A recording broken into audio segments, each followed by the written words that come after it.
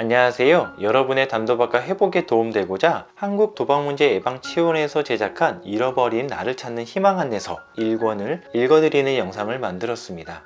이 영상이 여러분의 단도박과 회복에 도움이 되었으면 합니다.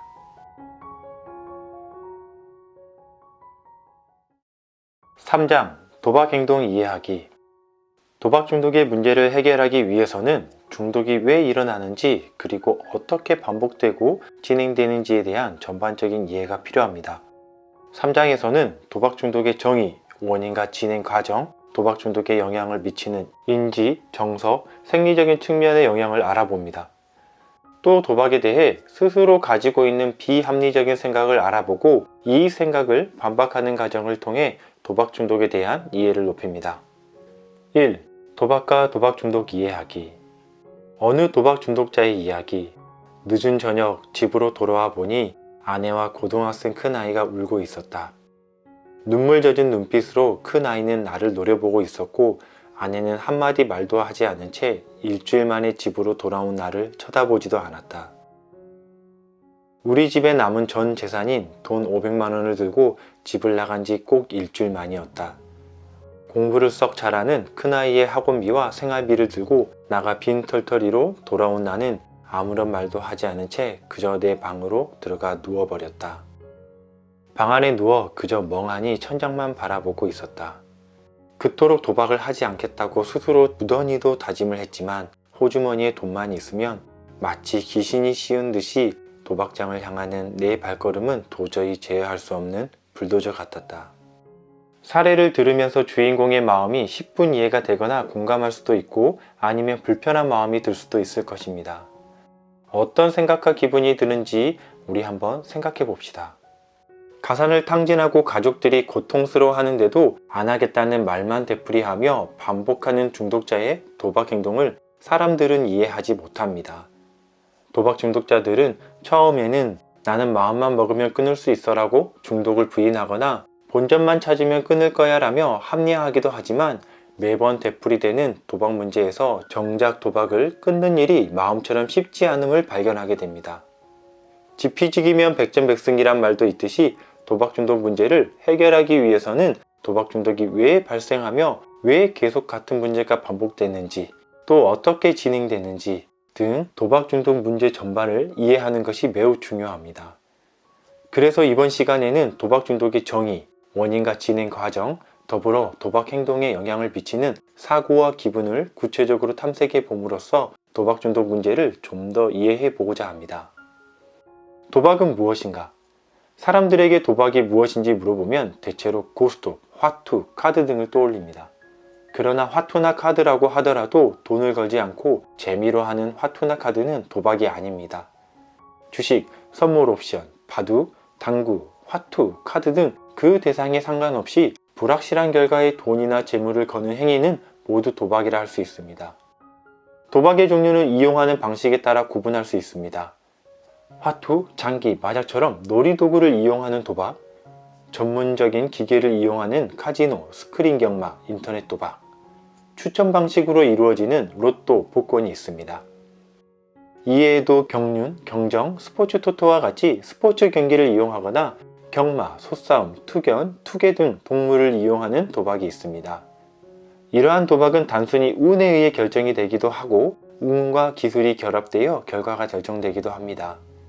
국내에는 사행성을 조장하는 내기를 불법으로 규정하고 있으나 일시오락 정도에 불과한 경우와 국가가 법으로 정하여 허가한 경우에는 합법으로 인정합니다. 합법 사행산업의 종류는 카지노, 경마, 경륜, 경정, 복권, 체육진흥 투표권, 전통 소싸움이며 합법 종목이라고 해도 주식회사 강원랜드, 한국마사회, 경주사업본부, 복권위원회, 주식회사 스포츠토토에서 관리하지 않는 도박은 불법입니다. 누구나 처음부터 중독자가 되는 것은 아니다. 중독자라고 하면 대개의 사람들은 직장도 없고 허름한 옷차림으로 길거리에서 노숙하는 사람들을 떠올립니다. 그러나 누구나 처음부터 중독자가 되는 것은 아닙니다. 많은 중독자들이 처음에는 재미를 위해서나 친구, 동료를 따라 우연히 도박을 시작하게 됩니다. 이런 경우를 사교성 도박이라고 합니다. 사교성 도박이 도박 중독이 되기까지는 일련의 과정을 거칩니다. 사교성 도박은 시간이 지나면서 점점 많은 시간과 돈을 들이고 여러 가지 문제가 발생하고 급기야 도박에 대한 통제력을 상실하고 돈을 구하기 위해 거짓말을 하고 가족이나 대인관계에서 신뢰를 잃는 등 도박 중독으로 발전합니다. 도박 중독은 뇌와 관련된 질병입니다. 정신과 진단에서는 도박 중독을 비물질 관련 장애로 분류하고 있고 정신질환의 진단 및 통계 편람의 기준 중 4개 이상이 해당되면 도박 중독이라고 판단합니다. 도박 중독 진단 기준. 여러분은 9가지의 진단 기준 중에서 몇 개가 해당되는지 한번 생각해 보시길 바랍니다. 하나, 종종 도박을 집착한다. 과거의 도박 경험을 되새기고 다음 모험의 승산을 예상하거나 계획하고 도박으로 돈을 벌 수 있는 방법에 집착. 둘, 바라는 흥분을 얻기 위해 액수를 늘리면서 도박하려는 욕구가 있다. 셋, 도박을 조절하거나 줄이거나 중지시키려는 노력이 반복적으로 실패한다. 넷, 도박을 줄이거나 중지시키려 시도할 때 안절부절 못하거나 과민해진다. 다섯, 무기력감, 죄책감, 불안감, 우울감 등 괴로움을 느낄 때 도박을 한다. 여섯, 도박으로 돈을 이룬 후 만회하기 위해 다음날 도박판으로 되돌아간다. 일곱, 도박에 관여된 정도를 숨기기 위해 가족들, 치료자 또는 타인들에게 거짓말을 한다. 여덟, 도박으로 인해 중요한 관계가 위태로워지거나 직업적, 교육적 기회나 출세의 기회를 상실한다. 아홉, 도박으로 야기된 절망적인 경제 상태에서 벗어나기 위해 돈 조달을 남에게 의존한다. 참고로 지금 이야기한 정신질환의 진단 및 통계 편람은 미국 정신의학협회에서 제작한 진단 기준으로 전 세계적으로 널리 사용되고 있습니다. 도박 중독은 어떻게 진행될까?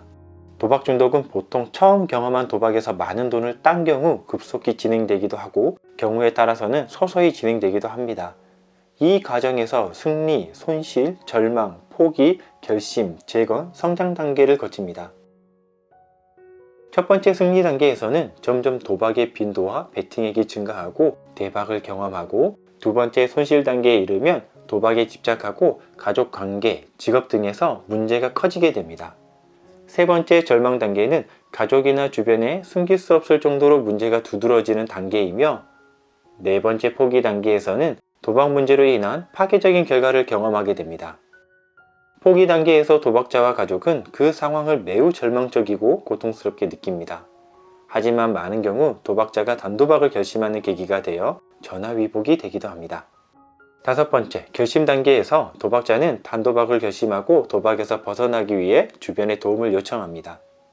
그리고 여섯, 재건 단계에서는 새로운 삶에 대한 구체적인 계획을 세우고 일곱, 성장 단계에서는 자신에 대한 깊은 통찰과 문제에 직면하며 도박자와 가족의 삶을 변화하게 됩니다. 다음의 그림은 각각의 단계에서 나타낼 수 있는 문제를 좀 더 구체적으로 설명하고 있습니다. 도박 중독에 빠지는 단계는 승리 단계, 손실 단계, 절망 단계, 포기 단계를 갑니다. 그리고 회복되는 단계는 결심 단계, 재건 단계, 성장 단계로 이루어집니다. 여러분은 지금 어떤 단계에 있으십니까? 지금 어떤 단계에 있던 회복의 과정이 결코 쉽지는 않지만 이 책을 변화의 친구로 삼아 좌절하지 말고 희망을 가지시길 바랍니다. 당신 혼자서 모든 것을 다 해낼 수는 없지만 실천은 당신만이 할 수 있습니다. 2. 도박 행동의 심리학적 이해. 어떤 사람이 중독자가 될지를 한눈에 알아볼 수 있는 방법은 없습니다. 중독에는 생물학적, 유전적 요인, 심리적 요인, 사회적 요인 등 복합적인 요인이 관여하기 때문입니다.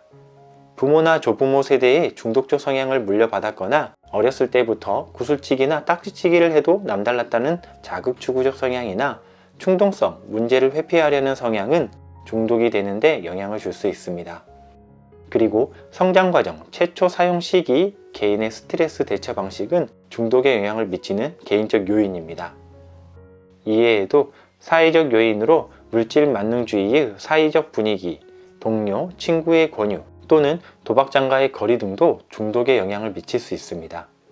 이처럼 중독에 영향을 미치는 요인은 다양하고 여러 요인이 상호작용하기 때문에 어느 하나로 귀결하기는 어렵다는 것이 전문가들의 공통된 의견입니다. 앞에서 설명한 도박 중독에 영향을 미치는 다양한 요인을 그림으로 나타내면 다음과 같습니다. 도박 중독에 영향을 미치는 요인, 개인적 요인, 생물학적, 유전적 요인, 사회적 요인이 도박 행동에 영향을 미치고 이 도박 행동은 뇌의 보상회로에 작동을 하게 됩니다. 그리고 이러한 행동들이 반복되어 도박 중독에 빠지게 됩니다. 뇌의 보상회로. 뇌의 보상회로는 쾌락을 느끼거나 보상이 되는 행동을 지속하면서 우리의 삶을 유지시키는 역할을 합니다. 보상회로의 활성화는 도파민 분비와 관련되어 있습니다. 도파민은 일상생활에서 기쁨을 느끼거나 음식을 먹을 때 분비되는 신경전달 물질로 보상회로를 자극하여 도파민 수준이 높아지면 강한 도취감과 쾌감을 느끼게 됩니다. 중독이 되었을 때 도박 행동은 보상회로를 과도하게 자극하여 내가 기억하는 쾌감 때문에 반복적으로 도박 행위를 하도록 합니다. 이때 뇌는 이전 수준의 쾌감을 느끼기 위해서 더 많은 자극을 필요로 하고 그 결과 더 많은 돈과 시간을 도박에 사용하게 됩니다. 이를 내성이라 합니다. 또한 도박을 줄이거나 중지하려고 시도하면 안절부절 못하고 가민해지거나 무료하고 무기력해지는 등의 금단 증상을 경험하기도 합니다. 도박에 대한 생각과 기분. 뇌의 보상회로뿐 아니라 도박에 대한 생각과 기분도 도박 행동에 영향을 미칩니다. 우리의 생각과 기분은 어떻게 행동할지, 어떤 행동을 선택할지, 또 그 행동을 얼마나 잘할지 등에 영향을 미치기 때문입니다. 예를 들어 직장에서 회의를 하는 중에 다른 동료들과 의견이 다를 때 이 이야기를 하면 다른 사람들이 비웃을지 몰라, 좋은 게 좋은 거지 라는 생각을 한다면 자신의 의견을 표현하지 않을 것입니다. 그러나 다수의 의견이라도 모두 옳은 것은 아니야, 내 생각은 다른 사람들의 생각만큼 중요해 라고 생각한다면 다소 불편함이 느껴지더라도 자신의 의견을 이야기할 것입니다. 하지만 이런 생각을 매 순간 의식하는 것은 아닙니다. 너무나 순식간에 지나가 버려 의식하지 못할 수도 있지만 일상생활에서 어떤 일을 하는 중에 저절로 머리에 떠오르는 단어나 심상을 자동적 사고라고 합니다. 자동적 사고의 이면에는 개인의 성향과 어린 시절을 포함한 과거 경험에서 오랫동안 쌓아온 핵심 신념이 있습니다. 핵심 신념은 주로 자신과 타인, 생활 전반에 대한 것으로 뭐뭐하면 뭐뭐한다는 형태의 기본 가정을 통해 찾을 수 있습니다. 도박으로 쉽게 돈을 벌 수 있을 거야 라는 생각과 경제적으로 크고 성공해야 인정받는다라는 핵심 신념을 반영하는 것일 수 있는데, 이 신념은 도박자가 많은 것을 빨리 가지기 위해 또는 무시당하지 않기 위해 도박을 하는 데 기여하고 있습니다. 그러므로 도박 행동을 변화시키기 위해서는 도박과 관련된 생각과 신념이 합리적인지를 검토하여 보다 융통성 있는 생각과 신념으로 바꾸는 것이 필요합니다. 도박 행동에 영향을 미치는 생각과 기분. 하나의 도박 사건. 도박으로 쉽게 돈을 벌 수 있을 거야 라는 자동적 사고와 흥분, 기대라는 감정에 의해서 도박 행동은 나타납니다. 그 과정에서 성장 과정과 기질, 그리고 경제적으로 크게 성공해야 인정받는다 라는 비하적 신념이 자동적 사고에 영향을 미쳐 도박 행동들이 더 크게 이끌어집니다. 그렇다면 도박에 대한 생각은 도박 행동에 어떤 영향을 줄까요? 다음에는 도박에 대한 생각이 도박 행동에 어떠한 영향을 미칠 수 있는지를 설명하겠습니다. 여윳돈이나 여유시간이 있을 때 도박장 주변을 지나는 상황에서 대박이 터지면 힘들게 일하지 않아도 된다는 생각은 쉽게 도박 행동으로 이어질 수 있습니다. 그러나 이 상황에서 도박으로 쉽게 돈을 딸 수가 없어 라는 새로운 생각을 떠올린다면 도박을 하지 않는 행동, 단도박으로 이어질 수 있을 것입니다. 도박에 대한 생각이 도박 행동에 미치는 영향입니다. 사건 하나가 있습니다. 방금 월급을 받았고 집에 갈 시간까지 1시간이 남았습니다. 그리고 집에 가는 길에 도박장이 있습니다. 이전의 생각이었다면 대박이 터진다면 더 이상 힘들게 일할 필요가 없어. 이번에는 꼭 될 것 같아. 힘들이지 않고 큰 돈을 벌 수 있어. 세상을 힘들게 노력해도 알아주지 않아. 부유한 사람만 인정받아. 흥분되고 기대되고 불안하다면 그 결과는 도박 행동으로 이끌어질 겁니다. 하지만 이제부터 여러분들이 새로운 생각들을 갖는다면 도박으로 쉽게 돈을 딸 수 없어. 이제는 그만할 때가 됐어. 모든 일은 그만큼 노력이 따른다. 경제적으로 크게 성공하지 않아도 인정받을 수 있어. 평온한 마음이 든다면 여러분은 도박이 아닌 단도박을 계획하고 실행하는 결과를 보여줄 것입니다. 여러분은 도박에 대한 생각이 도박 행동에 미치는 영향에 대해서 이야기 들으셨습니다. 어떠신가요? 여러분도 이렇게 새로운 생각들을 가질 수 있으신가요? 그럼 한번 도전해 보시길 바랍니다. 그럼 이제부터는 여러분의 도박에 대한 생각, 신념, 기분을 알아봅시다. 이전에 작성한 도박일지나 도박충동일지가 있다면 그 내용을 살펴보시고 작성하셔도 됩니다. 하지만 없다면 지금 상황에서 한번 떠올려 보셔도 됩니다. 이전에 자신이 도박을 하게 됐던 상황을 한번 적어보고 그때 도박으로 이끌었던 생각과 신념, 그리고 그에 따른 기분을 한번 생각해 보시길 바랍니다. 또 도박을 하지 않는 행동으로 연결할 수 있는 생각과 신념을 찾아보고 그에 따른 기분도 생각해 보시길 바랍니다.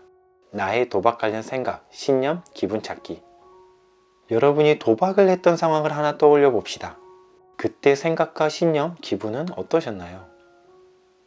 이제는 여러분이 단도박을 하고 그거에 대한 행동으로 옮길 때입니다. 이전의 생각이 아닌 새로운 생각의 틀을 한번 찾아봅시다.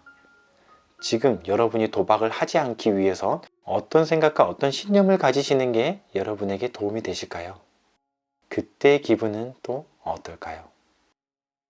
한번 생각해 보시길 바랍니다.